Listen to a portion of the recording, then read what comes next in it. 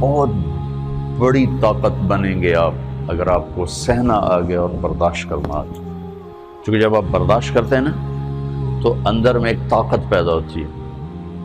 وہ طاقت آپ کی روح کو پرواز دیتی ہے اور اگلوں کے لیے تسخیر کا کام دیتی ہے. اور اگر آپ پھٹ گئے تو بم کے پھٹنے سے کیا ہوتا ہے؟ تباہی آتی. جب آپ پھٹیں گے یا میں پھٹوں گا تو معاشرے میں تباہی آ جائے گی. تو اس کے لیے آپ دو چیزوں کا اہتمام فرمائیں. ایک اپنی زبان کی حفاظت فرمائیں. آپ اس 400 کے معاشرے میں کوئی غیبت کرنے والا نہ ہو، کوئی جھوٹ بولنے والا نہ ہو، کوئی کسی کو طنز کرنے والا نہ ہو، تانا دینے والا نہ ہو. ایسی بات جو کسی کے دل پہ جا کے چوٹ مارے اس سے آپ اپنی زبان کو صاف کر لیں. کبھی اس پہ قابو پا سکیں گے، کبھی نہیں، کبھی رہ جائے گا، کبھی ہو جائے گا. تو جب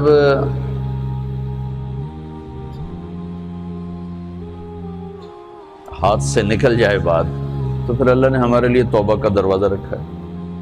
2 نفل پڑھو، اللہ سے معافی مانگو، جس پر زیادتی ہو اس سے جا کے معافی مانگو. اس سے آپ کی مزاج میں ٹھہراؤ آ جائے گا. تو میں آپ سب سے یہ گزارش کرتا ہوں کہ اس معاشرے میں آپ اپنی زبان پہ قابو پانا سیکھیں. برائے میرا بہت فائدہ ہوگا. ایک زندگی گزری ہے، شام قریب ہے، تو پوری زندگی کے تجارب نچوڑ بھی اس میں شامل ہیں. اور تجارب نچوڑ کو گولی مارو اور دیوار پہ ڈال دو. میرے نبی کا فرمان اس کے لیے کافی ہے کہ آپ نے فرمایا کہ 2 چیزوں کی ضمانت دے دو، میں جنت کی ضمانت دیتا. ایک تمہارے جو 2 جبڑوں کے درمیان ہے، ایک تمہاری 2 ٹانگوں کے درمیان ہے، اسے پاک کر لو، میں جنت کا ضامن بن جاتا ہوں. اور معاذ بن جبل سے فرمایا کہ تمہیں پورے دین کا نچوڑ بتاؤں. کہ جی کیا؟ تو آپ نے اس حدیث کو میں نے پتہ نہیں ہزاروں لاکھوں دفعہ بیان کر دیا ہے اور ہر دفعہ بیان کیا ہے کہ اچھا یہ ایسے کر کے کیوں فرمایا؟ یہ پہلے کیا پھر کہا کف ھذا. اور کہا کس کو ہے؟ جن کے بارے میں آتا ہے کہ اس امت کے علماء کا جھنڈا قیامت کے دن معاذ بن جبل کے ہاتھ میں ہوگا. اتنے بڑے تو 18 ہجری میں انتقال ہوا. 1434 ہجری میں اردن گیا تو ان کی قبر سے خوشبو آ رہی تھی. 1400 سال گزر گیا، ان کی قبر سے خوشبو کا آنا بند نہیں ہوا.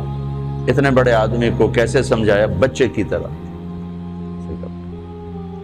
معاذ اس زبان پہ قابو.